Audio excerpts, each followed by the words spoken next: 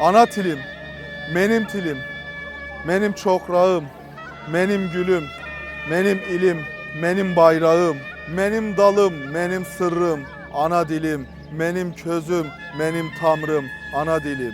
Şırıl şırıl akar senin tatlı sözlerin. Bana kanat takar senin serin yerlerin. Benim tüşüm, benim dağım, ana dilim. Benim gecem, benim bağım, ana dilim. Ana dilim, Allah bergen karam beyasım, karanlıkta yol göstergen çolpan yıldızım. Benim bahtım, gam kuvançım, ana dilim. Benim tahtım, bar işançım, ana dilim. Suklanırlar sana kuşlar, sana bakarlar.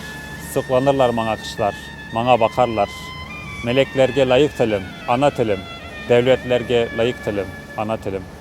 Senin kırık kanatların koz leşi tökeler. Şafalanı imdatların sarı okeler. Benim fezam, benim tanım, ana tilim. Münkerim ve lukmanım, ana tilim. Yüreğimin perdesinden seni sararım. Savulmayacak dertlerine derman ararım. Tebessümüm, yaprağım, ana tilim. Bel, takatım, ırmaçığım, ana tilim. Sensiz kurup kalgan kalpte yağsın yağmurun, çiçeklensin, tolsun bilge, arsın gururu. Benim hanım, padişahlığım, ana tilim. Benim tacım, kabir taşım, ana tilim.